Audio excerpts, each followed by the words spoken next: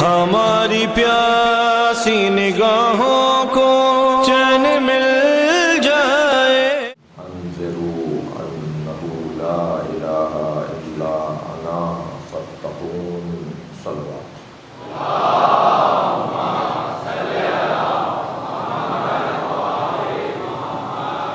سورہ مبارکہ نحل کی آیت کریمہ، بلکہ دو آیات آپ کے سامنے روزانہ پڑھی جا رہی ہے۔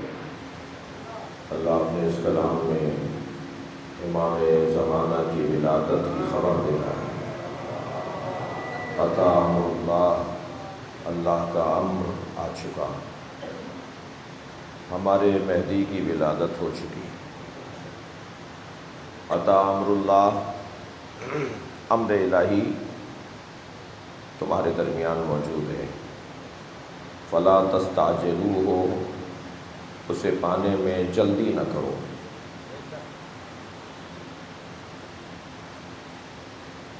سبحانہ و تعالی عما یشرکون، مشرک جو باتیں کرتے ہیں اللہ ان سے منزہ ہے۔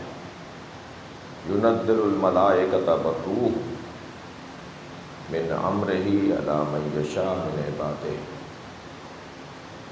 ملائکہ کو وہ نازل کرتا ہے، وہ اللہ ملائکہ کو نازل کرتا ہے، تمہارا اللہ ملائکہ کو نازل کرتا ہے روح کے ساتھ۔ ملائکہ اور ہیں اور روح اور ہے۔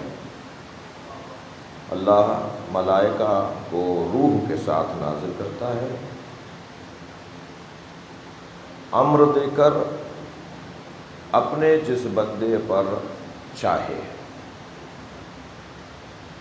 اور یہ متوجہ کرنا چاہتا ہے کہ انہ لا الہ الا انا، کوئی الہ نہیں ہے سوائے مجھ اللہ کے۔ فاتقون، مجھ اللہ کا احساس، خیال، توجہ کرو، مجھ سے ہوشیار رہو، مجھ پہ توجہ کرو۔ یہ قرآن کی ان دو آیات کا محاورتی ترجمہ ہے۔ جیسے کورونا کی وبا پوری دنیا میں پھیلی ہوئی ہے، ایسے ہی ہر چیز کی یہ وبا کس کے لیے ہے؟ جانور تو نہیں مرے اس میں جی، اس میں پودے تو نہیں مرے، درخت سارے نہیں مرجھائے، درخت نہیں مرجھائے، بکریاں نہیں مریں، گدھے گھوڑے نہیں مرے۔ یہ وبا انسانوں کے لیے تھی۔ جیسے یہ وبا انسانوں کے لیے ہے، ایسے ہی کچھ درختوں کے لیے وبا ہوتی ہے، کچھ جانوروں کے لیے وبا ہوتی ہے، ایسا ہی ہے۔ عقیدہ مہدویت کی بھی ایک وبا ہے۔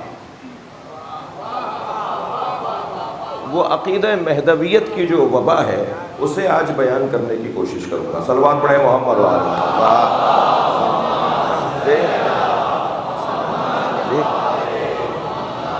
جیسے اللہ اکبر،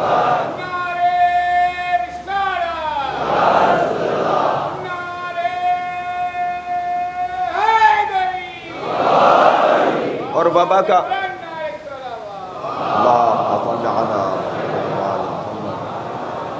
اور وبا کا آپ کو پتہ ہے کہ جو نقصان پہنچائے، ضرر پہنچائے، سنبھال لیا جائے تو بچ جائیں گے، اگر دیر کر دی تو مر جائیں گے۔ تو وبا کا یہ نتیجہ ہوتا ہے۔ عقیدہ مہدویت کی وبائیں کیا ہیں؟ وبا کیا ہے؟ یہ 4 یا 5 وبائیں بیان کروں گا۔ ان وباؤں سے اگر صاحبان عقیدہ مہدویت ہوشیار رہیں تو عقیدہ مہدویت کی ویکسینیشن، اور ویکسین کا ہی مسئلہ ہے نا اب تک، کیوں آپ ماسک لگائے بیٹھے ہیں؟ کیونکہ ابھی ویکسین نہیں آیا ہی نہیں ہے۔ جب ویکسین آ جائے گی پھر ممکن ہے کہ جی معمولی سا زکام ہے، پریشانی کی بات نہیں ہے، فلاں انجیکشن لگوا لینا، فلاں دوا لے لینا۔ ابھی مسئلہ سارا یہی ہے کہ ابھی دوا اس کی جو عالمی صحت کے ادارے ہیں انہوں نے تسلیم نہیں کی ہے، کوئی ابھی اعلان نہیں کیا ہے کہ یہ اس کی دوا ہے، اور بعد میں شاید معلوم ہو کہ جی بہت معمولی سی ایک دوا اس کی ہے۔ لیکن بہرحال جب تک تو احتیاط کا تقاضا یہی ہے، اور الحمدللہ میں کراچی میں یہ چوتھا عشرہ ہے، 4 عشرے پڑھوں، میں سب جگہ دیکھ رہا ہوں الحمدللہ سب جو ایس او پیز جو طے ہوئے تھے ان کے مطابق مجلس میں بیٹھے ہوئے ہیں اور عمل ہو رہا ہے۔ تو عقیدہ مہدویت کی پہلی وبا یا وبا کا پہلا نتیجہ یا وبا کا پہلا اثر استقباد اور استعجال۔ دیکھیں اصطلاحوں کو تو میں بولوں گا، پھر ترجمہ و تشریح کرنا ایک علیحدہ بات ہے۔ امام وقت سے متعلق استبعاد اور استعجال، دو طرح کے خیالات عقیدہ مہدویت کے لیے وبا ہیں۔ ایک یہ سوچنا کہ ابھی نہیں آ رہے، یہ سوچنا کہ ابھی ظہور نہیں ہوگا، ابھی بہت ٹائم رہ گیا ہے، ابھی فلاں آثار، ابھی فلاں علائم، ابھی فلاں نشانیاں پوری نہیں ہوئی ہیں، ابھی نہیں آ رہے امام۔ یہ بات کرنے والے دو طرح کے لوگ ہیں۔ زیادہ تر وہ لوگ ہیں جو مجرم ہیں۔ صلوات پڑھیں ذرا محمد و آل محمد۔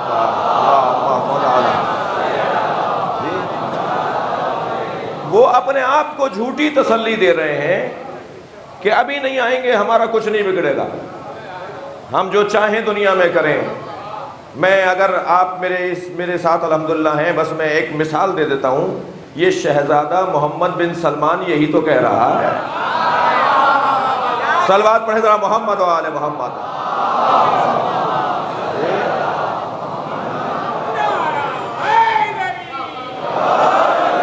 ابھی نہیں آ رہے، کوئی پریشانی کی ضرورت نہیں ہے، کھاؤ پیو موج اڑاؤ، عیش کرو عشرت کرو، اپنی زندگیوں کے مزے لوٹو، کچھ نہیں ہونے والا، کچھ نہیں ہو رہا۔ استبعاد، بعید کرتے ہیں، دور کرتے ہیں امام کے آنے کو۔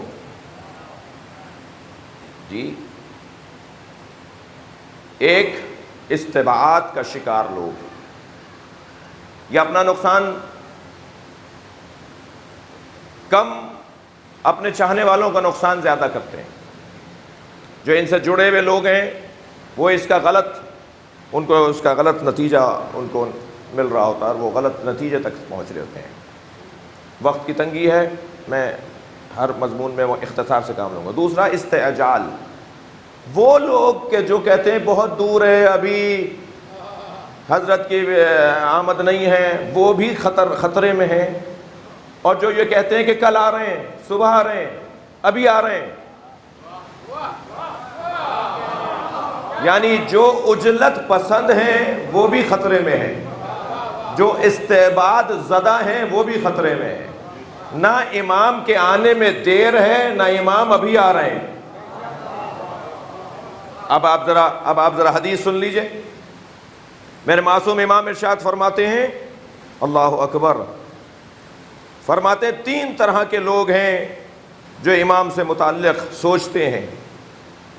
ہلکا کذبا المتمنون، جو کہتے ہیں امام کی ملاقات ہو رہی ہے، امام سے مل کر آ رہا ہوں، فلاں جگہ حضرت موجود ہیں، یہ جھوٹے ہیں۔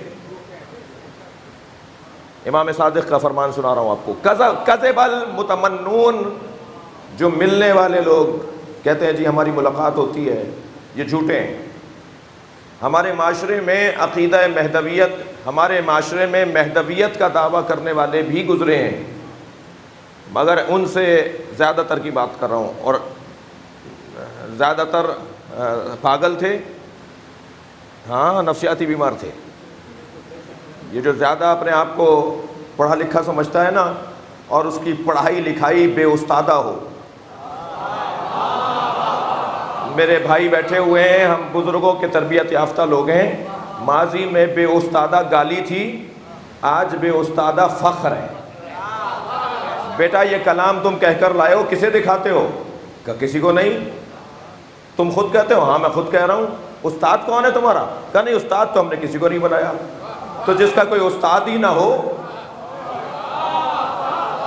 بھائی 2 لوگ خطرناک ہیں معاشرے میں، ایک سیلف میڈیسن والے لوگ اور ایک سیلف اسٹڈی والے لوگ، جو بغیر استاد کے مطالعہ کرتے ہیں۔ صلوات پڑھیں ذرا محمد و آل۔ سب صلوات نہیں پڑھ رہے، مل کے صلوات دیا کریں.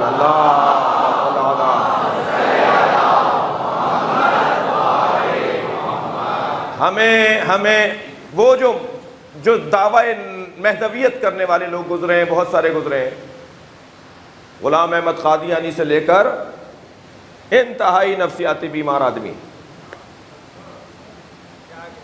اور ہمارے معاشرے میں بھی 4 سال پہلے کراچی کے ایک علاقے کے اندر، میں نام لوں گا تو کچھ لوگ خفا ہو سکتے ہیں، ہو سکتا ہے ہو جائیں. کراچی کے ایک علاقے میں ایک صاحب تھے، وہ کہتے تھے اندر امام بیٹھے ہوئے ہیں، مجھ سے مسئلہ پوچھو میں جواب لے کر آتا ہوں. اور وہ رش لگا ہوا ہوتا تھا بھائی، لوگ جاتے تھے امام سے مسئلہ پوچھنے، اس سے کہتے تھے، وہ اندر جا کے جواب دیتا تھا. کہ ڈاکٹر ظفر حیدر جیسے ڈاکٹروں نے ہمیں بتایا کہ اس کو فلاں بیماری ہے جس میں آوازیں بھی آتی ہیں، شکلیں بھی نظر آتی ہیں. انہیں 1 ہفتے کی ٹیبلٹس کھلائی جائیں، انہیں شکلیں بھی نظر آنا بند ہو جائیں گی، آوازیں بھی بند ہو جائیں گی. ہاں، یہ نفسیاتی بیمار. اور ایسا ہی ہوا، کسی نے ان کے اوپر مہربانی فرمائی، ان کا علاج کروا دیا، تو پھر نہ انہیں آواز آ رہی تھی، نہ انہیں امام نظر آ رہے تھے. 8 محرم کو خیرپور میں ایک عزادار نے دوسرے عزادار کے گلے میں عزاخانے میں چھری پھیری. وہ علم بنا رہا تھا بیٹھا ہوا، اور دوسرا گیا اندر سے چاقو لے کر آیا اور اس کے بال پکڑ کے چھری پھیر دی. بھائی کیا کیا یہ؟ کہنے امام نے حکم دیا تھا اس کا گلا کاٹ دو. جب انہیں ظاہر ہے امام کے حکم پہ اپنے گمان میں، پاگل پن میں، نفسیاتی بیماری میں وہ ایسا کر رہے تھے تو گرفتار تو ہونا تھا انہیں. جی 6 مہینے میں ہی سب پتہ چل گیا. جب وہ جیل میں گئے نا، یہ بڑے خطرناک لوگ ہیں. خدا کے واسطے میں اپنی قوم کے جوانوں، میری خوش قسمتی ہے مجلس میں 90% جوان ہے اس وقت، اور جو میرے چند بزرگ بیٹھے ہوئے ہیں وہ بھی ایمان کی جوانی کے ساتھ بیٹھے ہوئے ہیں. اور میرا اعزاز ہے کہ جوان اس وقت مجلس میں زیادہ اکثریت میں ہے. خدا کے واسطے دعوی مہدویت کرنے والوں کو 50 دفعہ پرکھ لیجئے گا، اس لیے کہ جو مہدویت کا دعویٰ کرے اور اس کے قول میں تضاد ہو، اس کے فعل میں تضاد ہو، یہ سب سے بڑی دلیل ہے کہ وہ جھوٹا ہے. کذب المتمنون. امام فرما رہے ہیں یہ ملنے والے لوگ ہیں جو دعویٰ کرتے ہیں کہ ہم مل کر آئے ہیں، ہم بات کر رہے ہیں، جھوٹے ہیں. وَهَلَكَ الْمُسْتَعْجِلُونَ. اور وہ بھی ہلاک ہو گئے جو کہتے ہیں ابھی آ رہے ہیں، کل آ رہے ہیں، صبح آ رہے ہیں، اس ہفتے کو ظہور ہو رہا ہے، آئندہ جمعے کو ظہور ہو رہا ہے، اور پیشگوئیاں کر رہے ہوتے ہیں. کتنی دفعہ ہوا آپ کو یاد ہوگا کہ جی فلاں تاریخ کو حضرت کا ظہور ہونے جا رہا ہے. تو حضرت فرما رہے ہیں یہ بھی ہلاک المستعجلون. اور وہ بھی ہلاک ہو گئے جو جلدی کا شکار ہیں، عجلت کا شکار ہیں. کون صحیح ہے؟ وَنَجَى الْمُسَلِّمُونَ. نجات وہ پائیں گے جو تسلیم رہیں، دروازہ چھوڑ کر نہ جائیں، اور امام کا انتظار کرتے رہیں. جب اللہ کی مشیت ہوگی امام آئیں گے. لہذا استعباد اور استعجال کا شکار لوگ، استعباد کا نتیجہ کیا نکلے گا؟ جو کہتے ہیں ابھی نہیں آ رہے، اس کا برا نتیجہ نکلے گا سستی اور کاہلی. اور استعجال کا نتیجہ کیا نکلے گا؟ دعوی مہدویت. جو جلدی جلدی کی بات کر رہے ہیں نا، پھر وہ جھوٹے دعوے دار سامنے لے کر آئیں گے، یا وہ خود جھوٹے دعوے دار بن کر سامنے آئیں گے جو جلدی کی بات کر رہے ہیں. علی ابن یقطین، میرے مولا امام موسیٰ کاظم علیہ السلام کا دور، امام کی اجازت سے وزارت عظمیٰ انہوں نے قبول فرمائی. ہارون رشید نے انہیں وزارت، قابل تھے، لائق تھے، فائق تھے، ان کا مقام تھا کہ انہیں یہ وزارت دی جائے. جب وزارت کی پیشکش ہوئی تو وہ پریشان ہوئے کہ کیسے میں اس حاکم کے نظام کے اندر وزیر بن جاؤں جو حاکم میرے مولا کا مخالف ہے. امام کی خدمت میں آئے، امام کیا حکم ہے؟ حضرت نے فرمایا کہ ایک شرط کے ساتھ ہماری اجازت ہے تمہیں، اور شرط یہ ہے کہ ہمارے چاہنے والوں سے غافل نہیں رہو گے، اور جاؤ جا کر وزارت عظمیٰ قبول کرو، ہمارے چاہنے والوں کا خیال رکھو گے. تو علی ابن یقطین، علی کے والد یقطین نے اپنے بیٹے سے کہا، وہ امام کے بیٹا چاہنے والا ہے، باپ چاہنے والا نہیں ہے. باپ نے بیٹے سے کہا کہ تمہارے آئمہ نے، اہل بیت نے بہت سی پیشگوئیاں کیں، وہ زیادہ تر پوری ہوئیں، مگر مہدی کے آنے کی جو پیشگوئی ہے وہ کب پوری ہوگی؟ وہ کیوں نہیں پوری ہو رہی؟ تو حضرت علی بن یقین نے کہا بابا جنہوں نے پیشگوئیاں کی تھیں اور ان کی وہ پیشگوئیاں ثابت ہوئی ہیں، انہوں نے ہی یہ پیشگوئی کی ہے، تو جیسے وہ ثابت ہوئی ہیں ایسے یہ بھی ثابت ہو جائے گی۔ تو الجھ کے کہنے لگے تاریخ کیوں نہیں بتائی، کیوں نہیں بتا دیا کہ کون سے سن میں ظہور فرمائیں گے، کون سے دور میں آئیں گے؟ تو اب جواب سنیے حضرت علی بن یقین کا۔ انہوں نے کہا بابا اگر ہمارے ائمہ نے تاریخ بتا دی ہوتی تو اس سے پہلے والی قومیں، اس سے پہلے والے آباء و اجداد ایمان میں سست ہو جاتے اور امام کا انتظار نہ کرتے کہ ہمارے زمانے میں تو آنا ہی نہیں ہے، مگر تاریخ نہ بتا کر ہر دور کے مسلمان کو منتظر رکھا ہے۔ صلوات پڑھیں گے محمد و آل محمد۔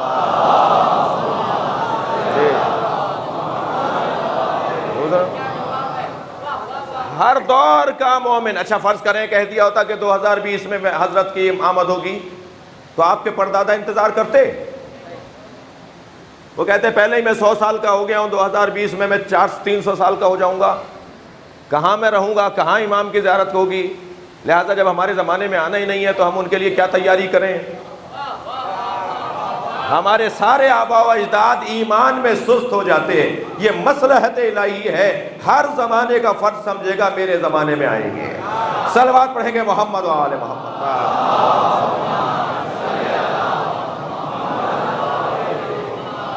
لہذا ایک وبا کا نتیجہ استعباد اور استعجال ایک نتیجہ ہے، یہ وبا ہے۔ دوسرا، اچھا مدعیان نبوت، مدعیان مہدویت، مختلف تاریخ ان کی کیا کہتی ہے، کون کون لوگ گزرے ہیں، جلدی جلدی سن لیجئے۔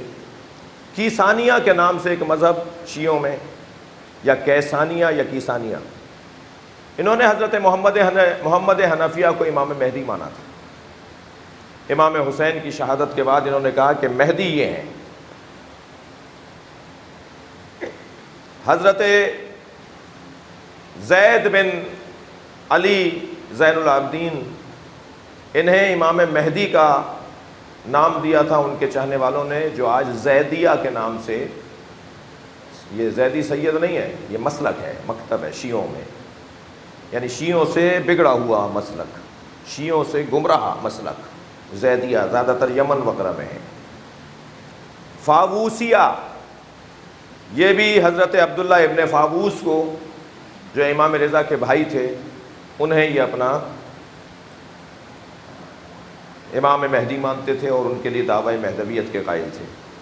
اسماعیلیہ، یہ حضرت اسماعیل ابن امام صادق، جو آج آپ کے سامنے اسماعیلیہ ہیں، وہ حضرت اسماعیل کو امام مہدی مانتے ہیں، یہ دعوی مہدویت کرنے والے لوگ۔ جعفر طواب، امام علی نقی علیہ السلام کے فرزند اور حضرت امام حسن عسکری علیہ السلام کے بھائی اور امام زمانہ کے چچا، یہ جعفر طواب کے لیے مشہور تھا کہ یہ مہدی ہیں۔ میں ایک قاعدہ قانون اپنے محترم سننے والوں کے ذہن مبارک میں منتقل کرنا چاہتا ہوں۔ نہ حضرت اسماعیل ابن امام صادق نے کہا کہ میں مہدی ہوں، نہ حضرت زید شہید نے کہا کہ میں مہدی ہوں، نہ حضرت محمد حنفیہ نے کہا کہ میں مہدی ہوں، اور نہ ہی حضرت جعفر طواب نے کہا کہ میں مہدی ہوں۔ ایک منبری زبان کا جملہ کہہ کر آگے بڑھوں گا۔ بہت سارے پیروں کو مریدوں نے مروایا ہے، پیروں کو پتہ ہی نہیں ہوتا کہ جی ان کا وہ نظریہ ہی نہیں ہوتا، ان کا وہ خیال ہی نہیں ہوتا۔ مرید کہتے ہیں میرا پیر ایسا ہے، اور پیر کہتا ہے جی یہ کہہ رہا ہے کہ میں ایسا ہوں، میرے اندر تو یہ کمال نہیں ہے، میں تو جانتا ہوں میرے اندر یہ کمال نہیں ہے۔ اور مرید جو ہے وہ آسمان پر بٹھا دیتے ہیں پیروں کو۔ بڑا مقام ہے عزیزان گرامی، جنہوں نے نبی کے زمانے میں اور نبی کے زمانے کے بعد اور آج تک اسلام پر، دین پر، اخلاقیات پر، انسانیت پر قربانیاں دی ہیں، ان کا احترام رہنا چاہیے۔ مگر ہر ایک کا جو مقام ہے وہی دینا عدل کے مطابق ہے۔ اگر اسے آپ بڑھائیں گے تو یہی غلو ہو جائے گا، یہی گمراہی ہو جائے گی۔ ایسا ہی ہے، ان میں سے کسی نے بھی دعویٰ نہیں کیا کہ ہم امام مہدی ہیں، مگر ان کے چاہنے والوں نے دعویٰ کیا کہ یہ امام مہدی ہیں، یہ ہمارے امام ہیں، یہ ہمارے معصوم امام ہیں، اور پھر مسائل ایجاد ہوئے۔ آیت اللہ مرشی نجفی ہمارے ہاں علم رجال کے، علماء علم رجال میں ایک بہت بڑا نام ہے۔ یعنی آپ 5-4 داداؤں کے نام بتائیں کہ میرے دادا کے والد کا یہ نام تھا اور میرے پردادا کے والد کا یہ نام تھا، تو وہ پورا شجرہ پھر آپ کو بتا دیتے تھے کہ آپ نقوی سید ہیں، آپ زیدی سید ہیں، آپ رضوی ہیں، آپ کون سے ہیں مثلا۔ تو شجروں کا علم تھا، اور رجالی علماء میں ایک بڑا نام تھا۔ ان کا ایک نظریہ ہے جو میں آپ کے سامنے بیان کر رہا ہوں۔ وہ کہتے ہیں کہ جو ڈائریکٹ امام معصوم کی اولاد ہے، بیٹا ہے امام کا، فرزند امام ہے، اس کے ہاں اگر کچھ اس طرح کی چیزیں نظر آئیں کہ جس سے گمان جائے کہ یہ دعویٰ مہدویت کر رہے ہیں، یا یہ دعویٰ نبوت کر رہے ہیں، یا کسی طرح کے امامت کا دعویٰ کر رہے ہیں، تو ان کے اس دعوے یا اس اشارے کو مصلحت سمجھ کر سمجھنے کی کوشش کرو، ان کے کفر کا اور ان کے غلو کا الزام ان پر نہ لگاؤ۔ فرمایا کہ حضرت محمد حنفیہ کئی مہینے تک جو نعرے لگا رہے تھے کہ یہ ہمارے امام حسین کے بعد، ان کے اس نعرے پر خاموش رہے۔ پہلے ہی نعرے پر منع کر دیتے۔ جب پہلی مرتبہ آواز اٹھائی گئی کہ امام حسین کے بعد امام ہمارے محمد حنفیہ ہیں، تو حضرت محمد حنفیہ کو منع کر دینا چاہیے تھا کہ نہیں، میں امام نہیں ہوں، زین العابدین امام ہے۔ کئی مہینوں تک خاموش رہے۔ جعفر تواب اور کذاب کی تمیز لگائی اس لیے گئی کہ جب انہیں کہا گیا کہ یہ حسن عسکری کے بعد یہ ہیں امام، تو وہ خاموش رہے۔ یہ دو مثالیں ہیں، ان دونوں کا خاموش رہنا۔ آیت اللہ مرشی نجفی فرماتے ہیں کہ ان کے بارے میں، کیونکہ یہ ڈائریکٹ امام کی اولاد ہے، محمد حنفیہ مولا علی کے بیٹے ہیں، حضرت جعفر امام علی نقی کے بیٹے ہیں، ان دونوں کو جو ڈائریکٹ اولاد امام ہو، معصوم کی اولاد ہو، ان کے عمل میں مصلحت کو تلاش کرو، عجلت سے کام نہ لو۔ مصلحت کیا تھی؟ مصلحت یہ تھی کہ حضرت امام زین العابدین جب پلٹ کر آئے ہیں مدینہ منورہ میں، تو محمد حنفیہ ان کے چچا ہیں، عمر میں بھی بڑے ہیں، سن و سال میں بھی بڑے ہیں، مولا علی کے ساتھ جنگوں میں شریک رہے ہیں، ان کا معاشرے میں اثر و رسوخ زیادہ ہے، قوم میں، ملت میں، تشیع میں انتشار پکا ہوا تھا، تیار تھا انتشار، تیار تھا تفرقہ، تیار تھا جھگڑا۔ یہ خاموش رہے کہ جیسے ہی کوئی موقع مجھے مناسب ملے میں یہ عنوان امامت زین العابدین کے حوالے کر دوں۔ لہٰذا انہوں نے ہی کہا جب بہت ہو گیا کہ ہمارے امام تو محمد حنفیہ ہیں، ہمارے امام حسین کے بعد امام تو محمد حنفیہ ہیں، تو انہوں نے کہا کہ جھگڑنے کی ضرورت نہیں ہے، 20% زین العابدین کو امام مان رہے ہیں، 80% شیعہ مجھے امام مان رہے ہیں۔ انہوں نے فرمایا جھگڑنے کی کوئی ضرورت نہیں ہے۔ امام کی صفات میں سے ایک صفت یہ ہے کہ امام اگر حجر اسود کو سلام کرے گا تو حجر اسود جواب دینے کا پابند ہے۔ تو کہا میں بھی جاتا ہوں حجر اسود کو سلام کرنے، زین العابدین سے بھی کہتے ہیں کہ وہ سلام کریں۔ انہیں تو پتا تھا نا کہ میرا جواب نہیں آئے گا۔ صلوات پڑھیں ذرا محمد و آل محمد پر۔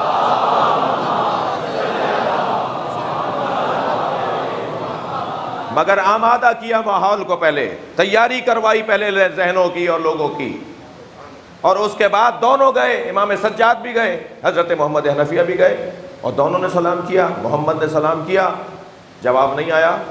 امام زین العابدین 2 قدم آگے بڑھے، آپ نے حجر اسود کو سلام کیا، جواب آیا علیک السلام یا حجت اللہ، اے حجت خدا آپ پر بھی میرا سلام ہے۔ سارا ماحول تیار، 1% کوئی شیعہ نہیں رہا جو امام کی امامت کا قائل نہ ہوا ہو۔ اب وہ جو 2 3 4 6 مہینے تک حضرت محمد حنفیہ کے اوپر شک کرتے رہے، وہ کون سے رضی اللہ تعالیٰ عنہ ہیں؟ تو عجلت سے کام لینے والا ہمیشہ نقصان میں رہتا ہے۔ صلوات پڑھیں گے محمد و آل محمد۔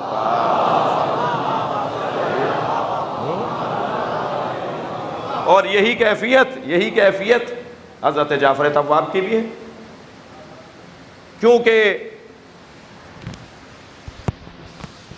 مہدی باللہ چاہتا تھا کسی طرح حضرت جعفر کا حکومتی اور دربار میں اچھا اثر رسوخ تھا، ان کی ملاقاتیں اس وقت کے سیاستدانوں سے، اس وقت کے لوگوں سے زیادہ تھیں۔ امام کی تو 5 سال کا سن ہے امام کا، جب امام کو امامت مل رہی ہے، جی 5 سال کا سن ہے، اور 5 سال کے سن میں امامت امام مہدی کے حوالے ہو رہی ہے۔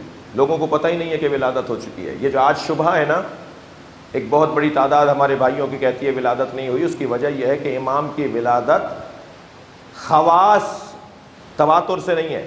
تواتر تو وہاں ہوگا نا کہ جہاں سب کو پتہ ہو، مجمع ہو، لاکھوں میں بات کی جائے۔ جب بتایا ہی کانوں میں جا رہا ہے، بتایا ہی علیحدہ علیحدہ بلا کے جا رہا ہے، جب کونے میں لے جا کے بتایا جا رہا ہے، جب گھر میں بلا کے بتایا جا رہا ہے کہ ولادت ہو چکی ہے، تو پھر تو ایسا ہی ہونا تھا نا جو ہوا۔ یعنی امام کی ولادت کے جو راوی ہیں وہ مخصوص لوگ ہیں، عوام نہیں ہیں، عموم نہیں ہے۔ تو پھر یہ مسئلہ ہونا تھا جو ہوا، کہ ایک بڑی تعداد آج کہتی ہے کہ ولادت ہوئی نہیں، ہم کہتے ہیں کہ ولادت ہوئی ہے۔ ہم ولادت کے اس لیے قائل ہیں کہ جو ائمہ اہل بیت کے گھرانے سے جڑے ہوئے خاص لوگ تھے، انہوں نے بتایا ہے کہ ہمیں بتایا گیا کہ امام کی ولادت ہمیں دکھایا گیا۔ میں کل ایک روایت آپ کو سناؤں گا، کل کی مجلسوں میں، یعنی آئندہ کی مجلسوں میں، کہ امام عسکری نے ان لوگوں کو بلا کر امام مہدی دکھائے۔ یعنی کوئی 70 سے کچھ زیادہ، 70 اور 80 کے درمیان کی تعداد ہے راویوں کی، جو خاص لوگ تھے، جو رازدار تھے۔ جی مسئلہ یہ تھا کہ اگر ہر ایک کو بتا دیں اور وہ جا کر بتا دے مہدی باللہ جیسے مثال اس وقت کے ظالم بادشاہوں کو، اور امام کے گھر پر حملہ ہو جائے اور امام کو شہید کر دیا جائے، تو یہ ارادہ پروردگار کے خلاف تھا۔ یہ غیبت میں بھی کیوں رکھا گیا ہے؟ فلسفہ غیبت ایک یہ ہے کہ ایک کوئی حجت خدا تو ہو جو کسی ظالم کے دربار میں نہ جائے، ورنہ تو گرفتار کر کے لے جایا گیا، اسیر بنا کر نبیوں کو لے جایا گیا، ائمہ کو اسیر بنا کے درباروں میں لے جایا گیا۔ کوئی ایک تو صلوات پڑھے محمد و آل محمد۔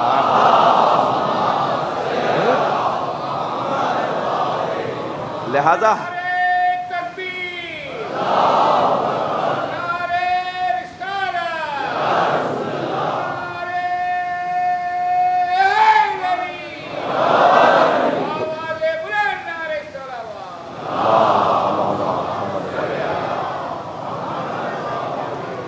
خاص لوگ اس ولادت امام کے راوی قرار پائے۔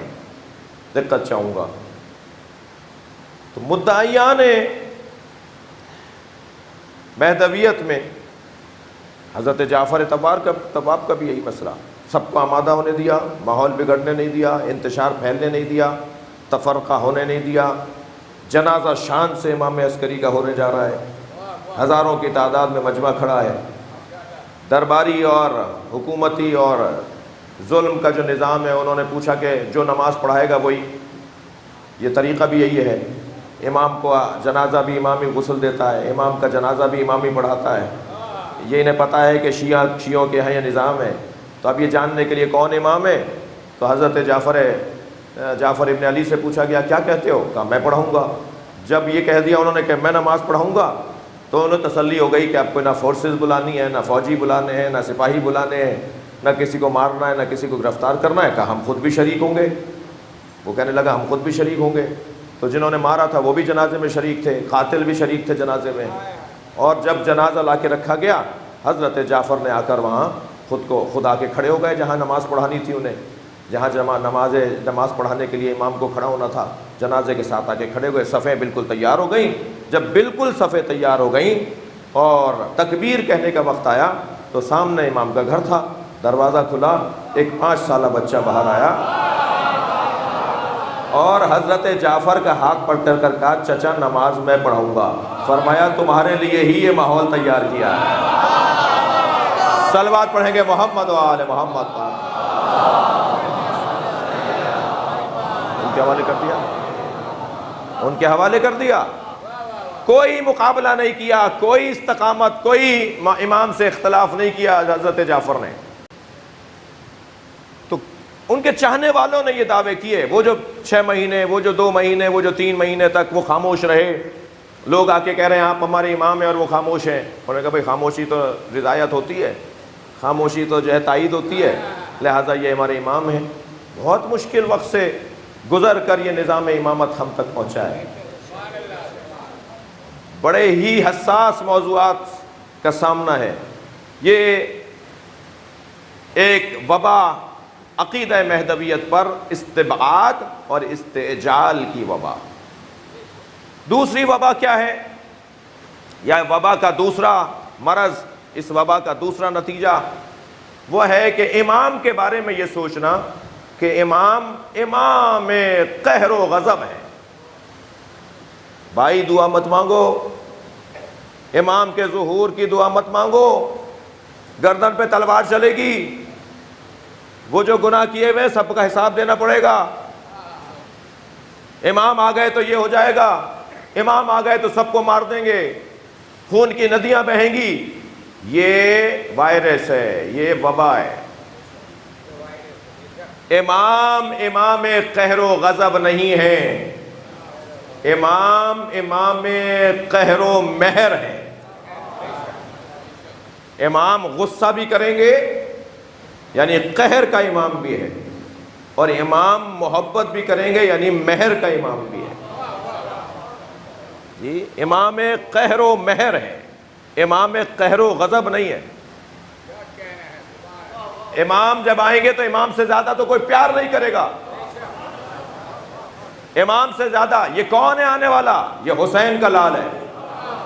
یہ کون ہے آنے والا؟ یہ علی کا پوتا ہے. بس جو مزاج 11 اماموں کا تھا وہی مزاج 12ویں کا ہے. یہ کیا پریشانی کی بات ہے کہ وہ آ کے تلوار چلائیں گے؟ جس نے آگے بڑھ کر کہا مولا مجھ سے غلطی ہوئی ہے, کوتاہی ہوئی ہے, مجھے معاف کر دیں, یہ امام رؤوف ہیں, یہ رحمت للعالمین کے نواسے ہیں. ایک مرتبہ کہنے پر اللہ اکبر, جب اس گھرانے کے سامنے حر جیسا معاف ہو سکتا ہے تو ہماری غلطیاں تو اتنی نہیں ہیں, ایسی نہیں ہیں کہ ہم معافی مانگیں گے اور امام ہمیں معاف نہیں کریں گے. امام مارنے کے لیے نہیں آئے, امام تلوار چلانے کے لیے نہیں. جو بھی امام کے سامنے آ کے کھڑا ہوگا, لڑے گا امام سے, امام کا مقابلہ کرے گا, امام کی دشمنی کرے گا, وہ اپنی خیر منائے. لیکن جو آگے بڑھ کر تسلیم ہو جائے گا, امام اسے اپنے گلے لگائیں گے. اب ذرا سنیے حدیث. میرے معصوم امام فرماتے ہیں علامات المہدی, علامات المہدی, امام مہدی کی 3 نشانیاں ہوں گی, 3 مزاج ہوں گے ان کے, 3 عادتیں ہوں گی ان کی, 3 اخلاقی کیفیتیں ہوں گی ان کی. علامات المہدی ان یکون شدیدا علی العمال, وہ اپنی ٹیم والوں پر, اپنے افسروں پر, اپنے نظام میں ذمہ داروں اور مسئولین پر شدید ہوں گے. ایک لمحے کی کوتاہی برداشت نہیں ہوگی. اس وقت ہمارے ملکوں میں بگاڑ کا سبب کیا ہے؟ اس وقت ہمارے ملک میں خاص طور پر اور بالعموم پوری دنیا میں جو شہری پریشان ہے, جو ملکی پریشان ہے, جو وطن میں رہنے والا پریشان اور اس وطن کا وطنی پریشان ہوتا ہے, اس کا ایک سبب کیا ہے؟ کل آنا. تمہاری فائل ابھی دور ہے جی, ایک چھوٹا سا سائن کرنے پر اسے 6 دفعہ چکر کٹوایا ہے, اور وہ بیچارہ کہاں چنچیوں میں اور رکشوں میں اترتا چڑھتا, اور کہاں گدے گاڑیوں میں اور بیل گاڑیوں میں اترتا چڑھتا, کہاں وہ ڈسٹرکٹ ہیڈ کوارٹر پہنچا, اور وہاں جب وہ پہنچا تو لائن لگی ہوئی تھی, اور جب وہ افسر کے پاس پہنچا تو کہا کل آنا. تمہیں شرم نہیں آ رہی؟ تمہیں اس بات کا خیال نہیں ہے کہ یہ بیچارہ کتنی مصیبتوں سے یہاں تک پہنچا ہے؟ اسے چھوٹا سا کام کروانے کے لیے قرضے کرنے پڑ رہے ہیں کہ کسی طرح وہ اپنا کام کروا لے. تباہی، بربادی. ملک کا نظام جو اس وقت بگڑا ہوا ہے اس کا ایک بڑا سبب عمال، ذمہ داروں کی سستی، کاہلی، عدم احساس، بے توجہی، غفلت نہیں، مجرمانہ غفلت. جی اس نے پاکستان کے شہریوں کو آج پریشان کیا ہوا ہے. امام جب آئیں گے تو عمال یعنی افسران ایک لمحے کی کوتاہی امام سے برداشت نہیں ہوگی. امام ایک لمحے کی کوتاہی عمال سے برداشت نہیں کریں گے. جو امام کے نظام میں افسر بننا چاہتے ہیں وہ ابھی سے تیاری کریں. صلوات پڑھیں محمد و آل محمد.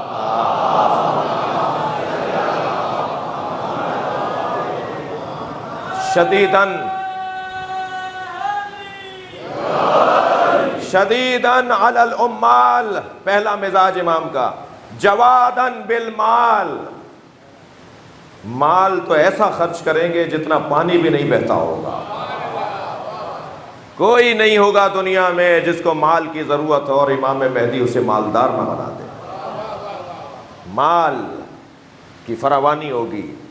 لوگ صدقہ لے کے فقیروں کو ڈھونڈیں گے اور کسی فقیر کو سمجھ کر صدقہ دینے لگیں گے تو وہ کہے گا رکو میں خود صدقہ لیے پھر رہا ہوں، میرے ہاتھ میں خود صدقہ ہے، میں دینا چاہتا ہوں، کوئی مل جائے فقیر جس کو میں دے دوں. کوئی زمین کا ٹکڑا نہیں ہوگا جو اپنی نعمتوں کو اگل نہیں رہا ہوگا. چھوٹی چھوٹی جگہ سے حسین حسین لذیذ لذیذ پھل نکل رہے ہوں گے. زمین کا کوئی چپا، کوئی بالشت نہیں ہوگی کہ جہاں زمین فصلیں نہیں اگلے گی. ڈھونڈنے سے لوگ فقیر نہیں ملیں گے. جی مولا جوادن بالمال، مال ہی مال، پیسہ ہی پیسہ، دولت ہی دولت، خوشحالی ہی خوشحالی. اور تیسری کیفیت امام کی کیا ہوگی؟ رحیمن بالمساکین، سب سے زیادہ جس سے پیار امام کو ہوگا جو برابر میں بٹھائیں گے نا جنہیں اپنے. صلوات پڑھیں ذرا محمد والے.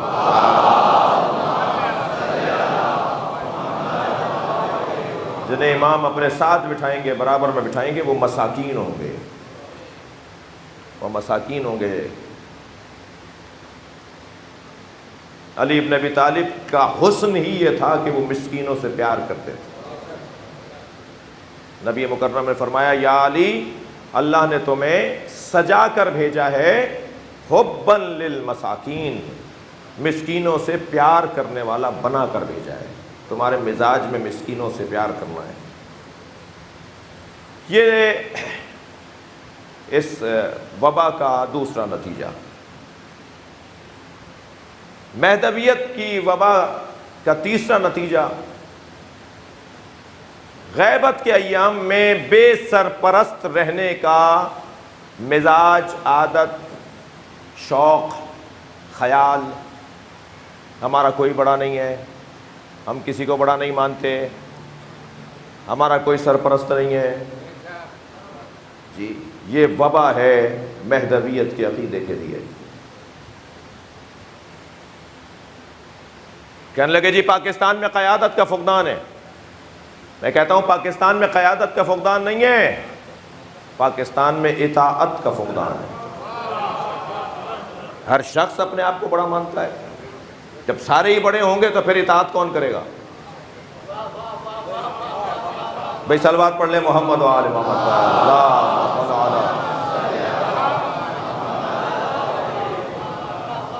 آپ لوگ تھکے تھکے سے لگ رہے ہیں مجھے.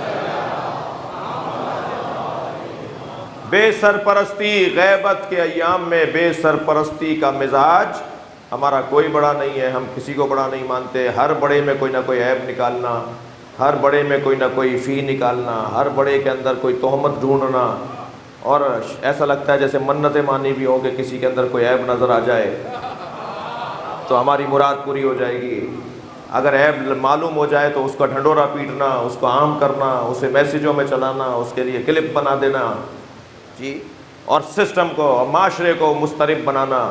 غیبت کے ایام میں بے سرپرستی کا مزاج یہ وبا ہے عقیدہ مہدویت کے لیے۔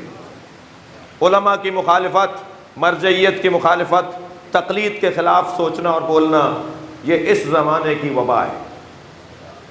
ایک سوچی سمجھی سازش کے تحت ایک ارادتاً کچھ ہمارے درمیان لوگ ہیں جو اس مزاج کو پروان چڑھا رہے ہیں اور مغالطہ عام کرنے کی بات کرتے ہیں اور ایسی باتیں پھیلاتے ہیں جس سے سادہ، اکثریت سادگی پر مشتمل لوگ ہیں، اکثریت مثلا اس وقت اگر یہ سارا مجمع ڈاکٹروں کا بیٹھا ہو تو ایک معیار کچھ اور ہوگا، ٹھیک ہے، سارے مجتہدین بیٹھے ہوں ایک اور معیار ہوگا۔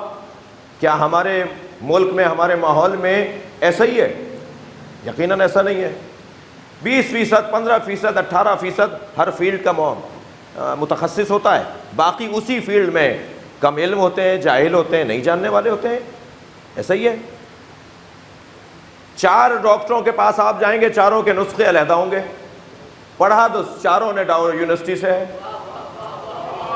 چاروں کی کتابیں بھی ایک ہی تھیں، چاروں کے پروفیسر بھی ایک ہی تھے، مگر آپ کی بیماری میں آپ ایک آدمی، ایک بیمار 4 ڈاکٹروں کے پاس جائیے، چاروں کے نسخے علیحدہ ہوں گے۔ پوری قوم نہیں بولتی کہ ڈاکٹروں کے نسخے مختلف کیوں ہیں، کیوں نہیں بولتے ہیں؟ نہیں، ڈاکٹروں کے نسخے علیحدہ ہیں، ان میں شدید اختلاف ہے، یہ آپس میں لڑتے ہیں، یہ آپس میں اختلاف رکھتے ہیں، آئندہ ہم مکینک سے علاج کروائیں گے۔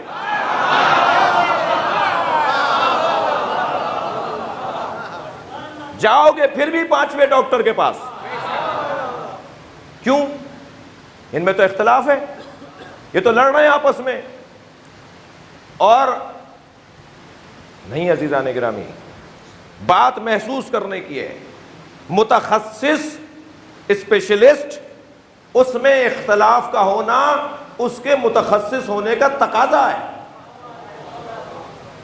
اگر وہ اختلاف نہیں کرتا تو متخصص ہے ہی نہیں۔ شاید کوئی بات ہو، اگر کوئی اسپیشلسٹ اختلاف نہیں کرتا دوسرے اسپیشلسٹ سے تو وہ متخصص ہے ہی نہیں۔ اس کی شعبے کا تقاضا ہے کہ وہ اختلاف کرے، یہ اس کے شعبے کا تقاضا ہے کہ وہ اختلاف کرے۔ اب اختلاف 2 طرح کا ہے، ایک اختلاف تو یہ ہے کہ ڈاکٹر مثلا محمد حسین ڈاکٹر علی حسین کے خلاف بولیں، وہ جاہل ہے، وہ فلانا ہے، وہ پیسے کھاتا ہے، وہ جعلی دوائیاں دیتا ہے، ایک اختلاف یہ ہے۔ دوسرا اختلاف یہ ہے کہ نہیں، وہ بہت محترم ہے، بہت قابل آدمی ہے، مگر ان کی تشخیص سے مجھے اختلاف ہے، انہوں نے فلاں ٹیسٹ نہیں کروایا، اس کے بغیر آپ کو رائے دے دی ہے، میں ایک اور ٹیسٹ کروا کے آپ کو رائے دوں گا، مگر ان کے قابل ہونے میں شک نہیں ہے۔ تو اختلاف تو یہ بھی ہے۔ مجتہدین میں اختلاف دوسری قسم کا ہے۔ جتنا احترام آیت اللہ سیستانی آیت اللہ خامنائی کا کرتے ہیں، جتنا احترام آیت اللہ خامنائی آیت اللہ سیستانی کا کرتے ہیں، شاید ہی دنیا میں کوئی کرتا ہو۔ اور اگر کوئی ان سے جا کر کہے کہ میں خامنائی صاحب سے کوئی جا کر کہے کہ میں سیستانی صاحب کا مقلد ہوں، بتائیے آپ کا کیا حکم ہے، تو وہ کہیں گے آپ اسی پر عمل کریں جن کے آپ مقلد ہیں۔ اگر اختلاف ہوتا تو کہتے میں تو انہیں مجتہد ہی نہیں مانتا۔ وہ کہہ رہے ہیں نہیں، بڑے معتبر ہیں، بہت مقدس ہیں، مگر آپ کیونکہ ان کی تقلید کرتے ہیں تو آپ انہی کے فتوے پر عمل کریں۔ ایک بات، شکیل بھائی، میں ایک جگہ تقریر کر رہا تھا اور موضوع بھی ہمارا تقلید تھا۔ گفتگو کے بعد ایک صاحب کہنے لگے مولانا آپ بچوں کو، جوانوں کو سمجھا رہے تھے، میں تو تقلید کو مانتا ہی نہیں ہوں۔ میں نے کہا آپ کون ہیں؟ کہنے لگے میں ڈاکٹر ہوں۔ میں نے کہا کس فیلڈ کے ڈاکٹر ہیں؟ کہا جی میں آنکھوں کا اسپیشلسٹ ہوں۔ تو میں نے کہا آپ کیوں تقلید نہیں مانتے؟ کہنے لگے میں پڑھا لکھا ہوں، تقلید جاہل لوگ کریں، پڑھے لکھے لوگوں کو تو تقلید کرنی نہیں ہے۔ اب میں نے کہا ان کو کیسے سمجھاؤں کہ میں نے تقلید میڈیکل میں کرنے کی تو بات کی نہیں ہے، میں تو دین سمجھنے میں تقلید کی بات کر رہا تھا، مگر میں نے کہا نہیں، انہیں سمجھانے کا بھی کوئی طریقہ ہونا چاہیے۔ کچھ دیر کے بعد میں نے جب موضوع تبدیل ہوا اور کھانے پینے کی باتیں ہونے کے بعد میں نے ان سے کہا ڈاکٹر صاحب میرے گھر میں میری اہلیہ میری بچیاں بیمار ہو جاتی ہیں تو میں ڈاکٹر کو نہیں دکھاتا ہوں، ہر گھر میں بچی ہوئی دوائیوں کے ڈبے رکھے ہوئے ہوتے ہیں، تو میں کوئی نہ کوئی دوا نکال کر کوشش کرتا ہوں، یاد کرتا ہوں کہ یہ کھائی تھی نا 2 مہینے پہلے، یہ کھائی تھی نا پچھلی بیماری میں، تو مشورے کر کے میں وہ پرانی دوائیاں ضائع ہوں گی، اسراف ہوگا، فضول خرچی ہے، وہ میں ڈبوں میں سے دوائیاں نکال کے اپنے گھر والوں کو دوائیاں کھلا دیتا ہوں۔ صحیح کرتا ہوں یا غلط کرتا ہوں؟ آپ یقین جانیے شدید ناراض ہو گئے، کہنے لگے مولانا اب تک تو کر لیا، آئندہ نہ کیجیے گا، یہ آپ کی جان لے لے گا آپ کا طریقہ۔ میں نے کہا ڈاکٹر صاحب میں سمجھ رہا ہوتا ہوں، میں نے تجربہ کیا ہوا ہوتا ہے ان دوائیوں پر، میں سمجھ رہا ہوتا ہوں۔ تو کہنے لگے بغیر میڈیسن پڑھے ہوئے آپ دوائیاں کیسے سمجھ لیتے ہیں؟ میں نے کہا جیسے بغیر قرآن اور حدیث پڑھے ہوئے آپ دین سمجھ لیتے ہیں۔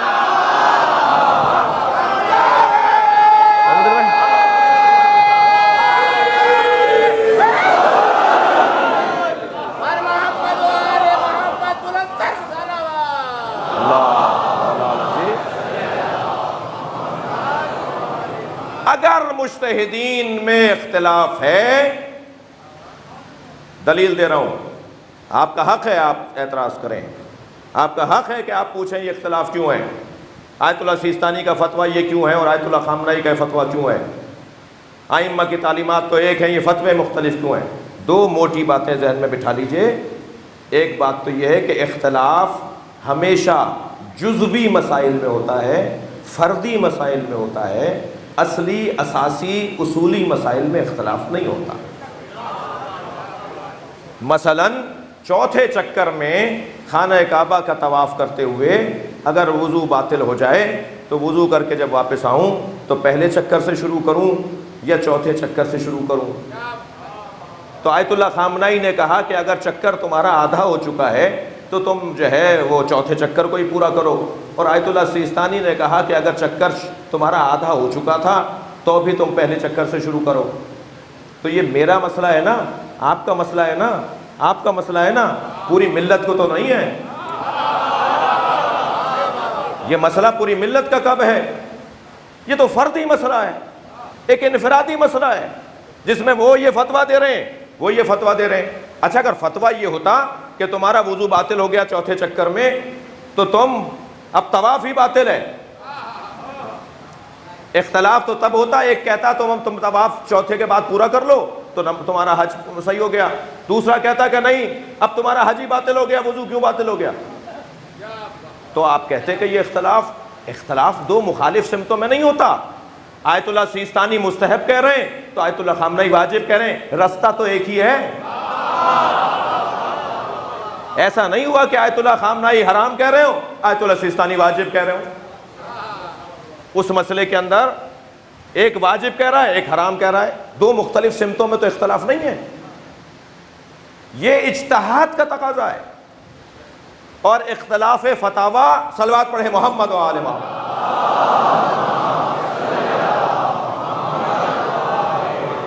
اختلاف روات کی بنیاد پر ہوا کرتا ہے، راوی مختلف ہیں، ایک باب میں 200 حدیثیں ہیں، ایک مجتہد نے 200 حدیثوں میں جن راویوں کو پرکھا اس میں سے اس نے 5 حدیثوں کے مطابق فتویٰ دیا، دوسرے نے دوسری 5 کے مطابق فتویٰ دیا۔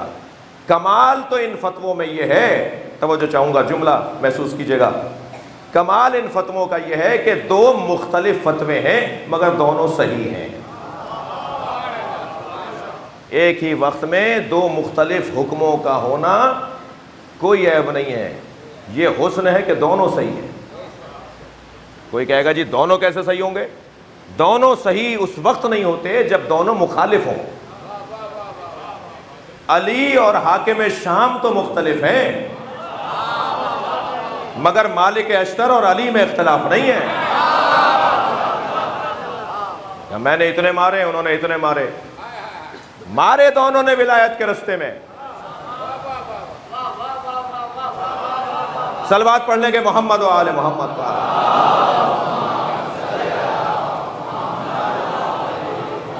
ہاں نہج البلاغہ میں مولا علی نے مفتیان دین اور مجتہدین کی مذمت میں خطبہ دیا ہے. 1 سے لے کے 10 تک جسے عربی میں گنتی نہیں آتی اس نے تو نہج البلاغہ میں سے مولا علی کا خطبہ ڈھونڈ لیا کہ مولا نے مجتہدین کے خلاف خطبہ دیا ہے. اور جن مجتہدین نے یہ نہج البلاغہ ترتیب دے کے تمہارے ہاتھ میں دیے ہیں، جنہوں نے خود لکھا ہے یہ خطبہ، انہیں نہیں پتا کہ مولا علی نے مجتہدین کے خلاف خطبہ دیا ہوا ہے نہج البلاغہ میں. صلوات پڑھیں ذرا محمد و آل محمد پر. نہج البلاغہ کس نے لکھی ہے بھائی؟ کس نے ترتیب دی ہے؟ مولا کے خطبوں کو کس نے جمع کیا ہے؟ سید رضی نے. کون ہے سید رضی؟ ایک مجتہد ہے. اور یہ جملہ بھی میرے بچے اور جوانوں کے تبسط سے میں ان کو کہہ دوں، ہو سکتا ہے مجلس میں بعض دوست بیٹھے ہوں ان الجھنوں کا شکار، اور کوئی مخالفت نہیں، کوئی محض آرائی نہیں ہے، میں ان کا دشمن نہیں ہوں. یہ جو مجتہدین کے مخالف ہیں یہ بھی میرے عزیز ہیں. میں انہیں اس لیے عزیز مانتا ہوں کہ میں نے ان سے بات کب کی ہے. میں قائل تو کروں، گفتگو تو کروں، میں انہیں بھی دعوت دے رہا ہوں، خدا کے واسطے بے استادہ نہ رہو. کسی سے جا کے پوچھ لو، اس لیے کہ اس سے تمہیں تو کوئی فائدہ ہونا ہے یا نہیں ہونا، قوم کو نقصان ہونا ہے.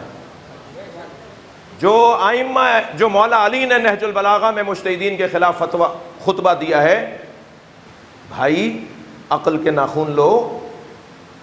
علی ابن ابی طالب مجتہدین کے خلاف جب خطبہ دیں گے تو کیا یہ بات تم پر روشن نہیں ہے کہ جو علی کے ہوتے ہوئے فتویٰ دے رہا ہو وہ کیا اس قابل نہیں ہے کہ علی اس کے خلاف خطبہ دے؟ صلوات پڑھیں محمد و آل محمد پر.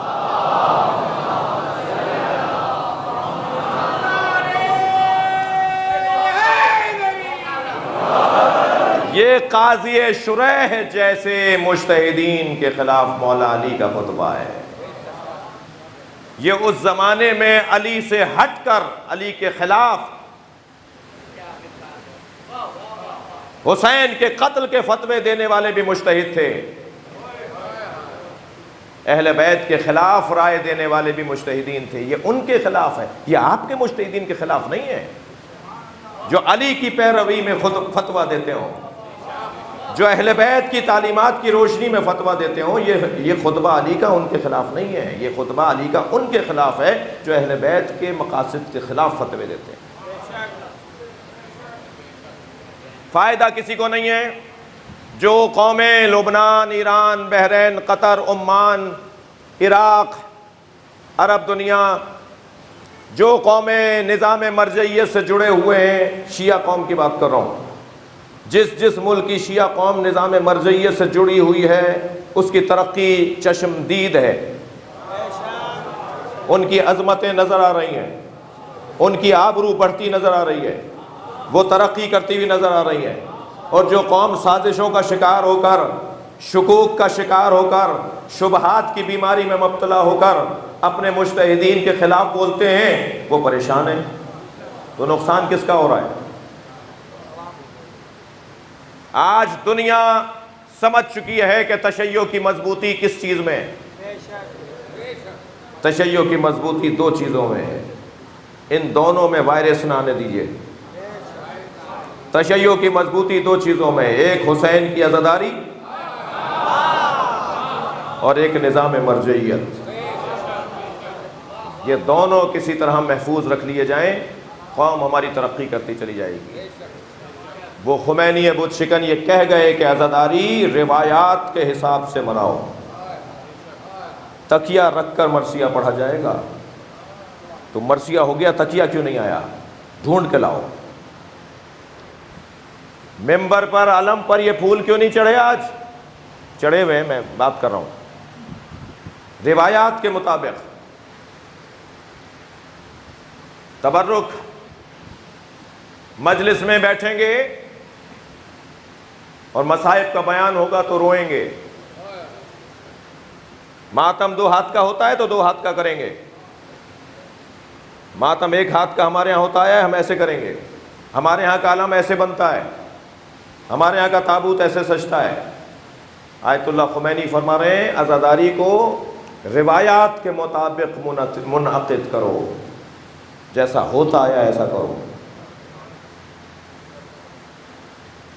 بہت ساری چیزیں جدت کے نام پر سستی کے عنوان سے عزاداری میں شامل ہو رہی ہیں، سادگی رخصت ہوتی جا رہی ہے، روحانیت فاقد ہوتی جا رہی ہے۔ ان بیماریوں کو بھی محسوس کر کے ان سے بچاؤ کی ضرورت ہے۔ ایک عزاداری، ایک مرجعیت، یہ ہماری قوم کی ترقی کا راز ہے۔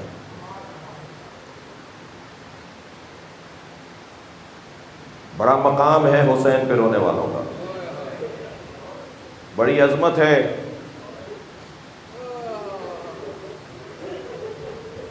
یہ جو آپ مجلس میں بیٹھے ہوئے ہیں نا، آپ کو زہرا نے بلایا ہے، آپ کو سیدہ نے بلایا ہے،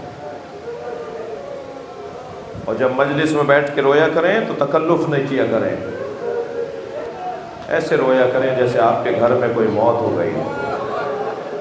ہمارے ماں باپ قربان، ہماری نسلیں قربان، ہمارے آباء و اجداد قربان حسین کی جوتیوں پر۔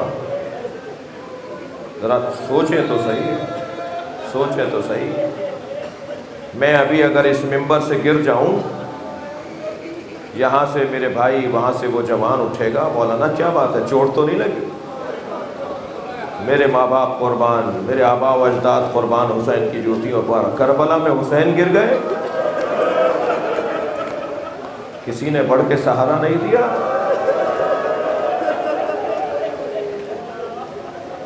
اجرکم اللہ، اجرکم اللہ۔ 4 محرم آج گزر گئی۔ سلام ہو حسین کے ان اصحاب پر جن پر میرے مولا نے فخر کیا ہے۔ انی لا ارا اصحابا کا صحابی، میرے صحابیوں جیسے تو کسی کے صحابی نہیں۔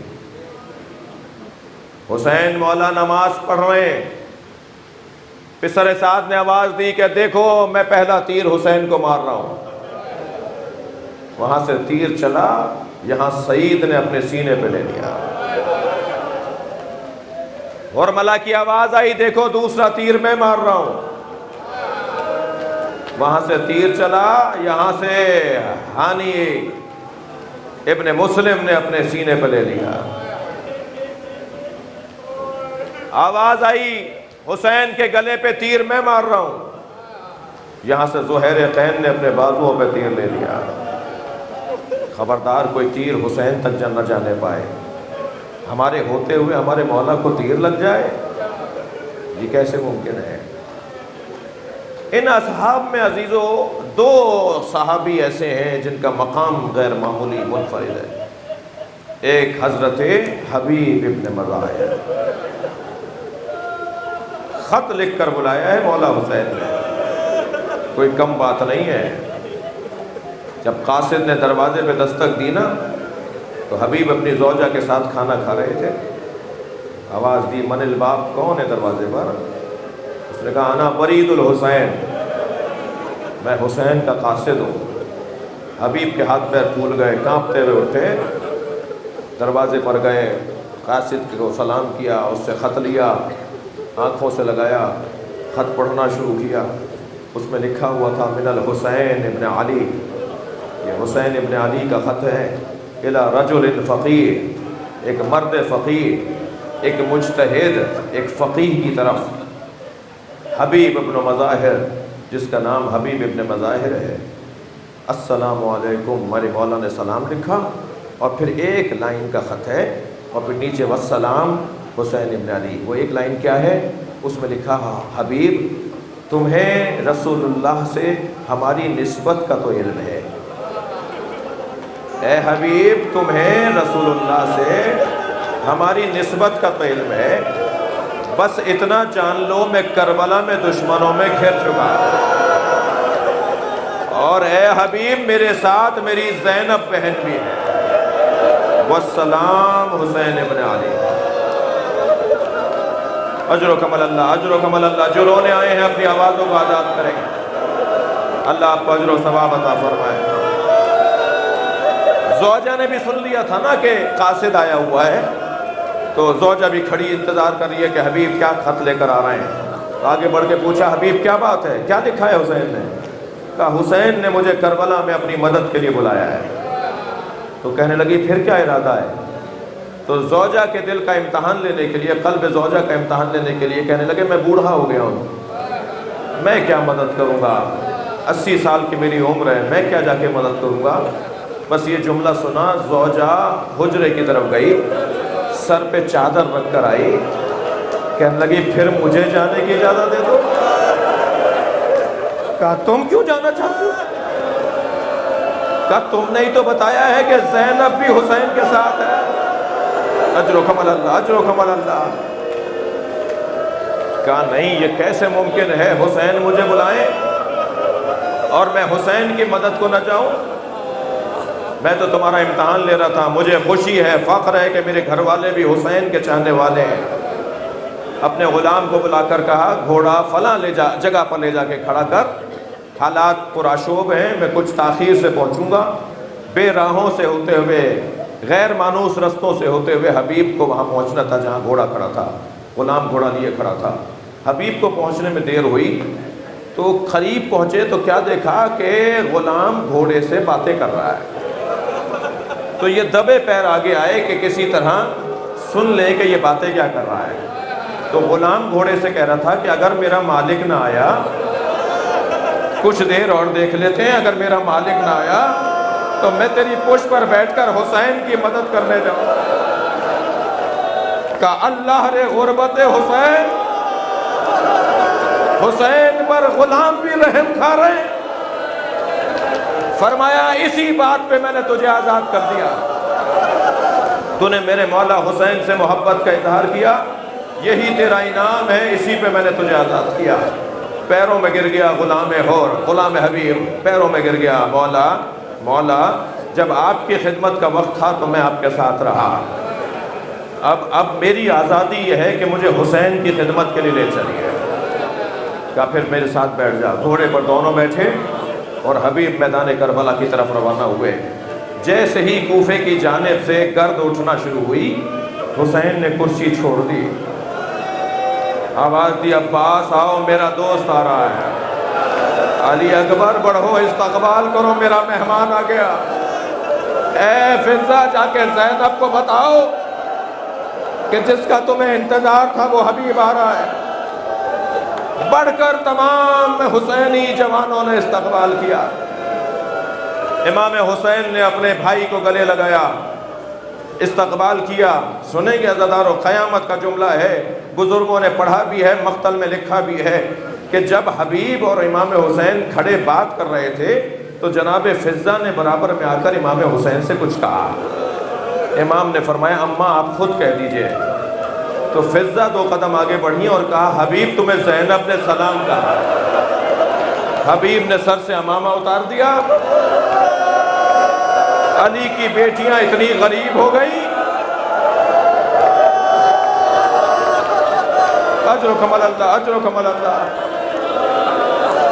حبیب ابن مظاہر نے روز عاشور امام حسین کا دفاع کرتے ہوئے اپنی قربانی پیش کی، گئے میدان میں۔ 80 ضعیف تھے، بزرگ تھے، 80 سال کی عمر، کمر میں پٹکا باندھ کے کمر کو سیدھا کیا، اپنے بھووں کو رومال باندھ کے اور اپنے سر پہ رومال باندھ کے سفید بالوں کو چھپایا اور ایک جوان مرد کی طرح میدان میں اترے اور 80 لوگوں کو فنار کیا۔ اور جب حبیب کے بدن پہ زخموں پہ زخم بڑھنا شروع ہوئے اور حبیب گھوڑے پہ ڈگمگانے لگے تو امام حسین کو سلام آخر کہا، سلام آخر کہا۔ حسین وہاں سے چلے، علی اکبر وہاں سے چلے، عباس وہاں سے چلے۔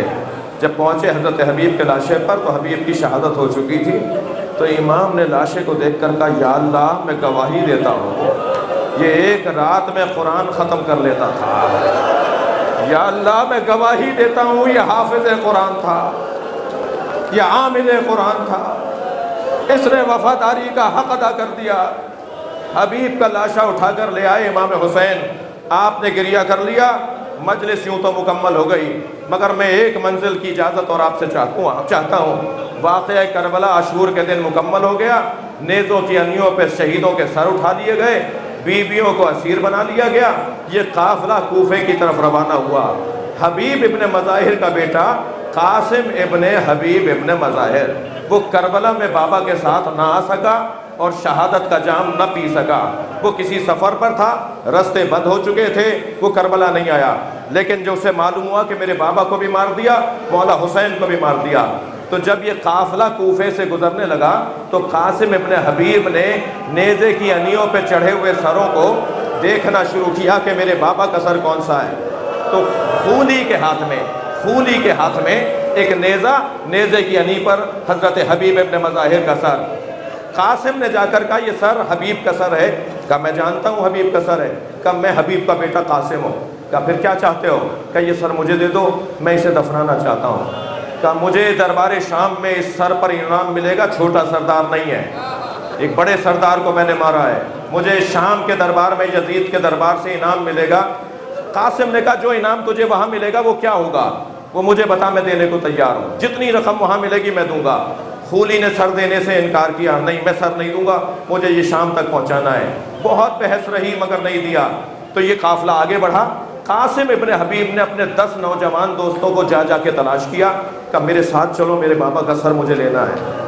اور جیسے ہی یہ قافلہ کوفے سے باہر نکلا, قاسم ابن حبیب نے حملہ کیا قافلے پر اور حبیب ابن مظاہر کا سر چھیننے میں کامیاب ہوا اور اپنے بابا کے سر کا بوسہ دیا. اور امام سجاد کے برابر سے یہ کہتا ہوا گزرا, جس کا جوان بیٹا زندہ ہو اس کے باپ کا سر نو کے نیزہ پر نہیں اٹھایا جاتا. امام کا حال متغیر ہو گیا. امام نے بیڑیاں سنبھالی, بابا یہ سچ کہتا ہے, آپ کا بچہ مشیت کا پابند. اللہ لعنت اللہ